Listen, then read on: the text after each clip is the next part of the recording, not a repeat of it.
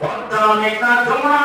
ওই ফোরাত নদী ওই কসমা নদী ওই নীল নদ মরুভূমির মাঝখান দিয়ে সোনার মাঝখান দিয়ে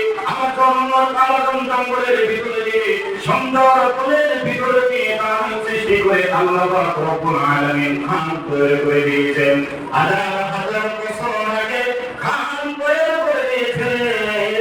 যেখানে মরুভূমির দরকার সেখানে মরুভূমি দিয়েছেন যেখানে গাছপালা দেওয়ার দরকার সেখানে আল্লাহ তাআলা গাছপালা দিয়েছেন যেখানে ফসল জমি দেওয়ার দরকার সেখানে আল্লাহ তাআলা ফসল জমি দিয়েছেন এবার আমার কথা হলো বলেন যদি কি আল্লাহ তাআলা এই পৃথিবীকে এত সুন্দর করে সৃজন করেছেন কিন্তু আল্লাহ তাআলা কি আমাদের মুখাপেক্ষী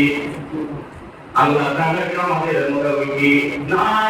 আল্লাহ তাআলা আমাদের মুখাপেক্ষী নয় বরং আমরাই আল্লাহ তাআলার মুখাপেক্ষী কুল হুয়াল্লাহু আহাদ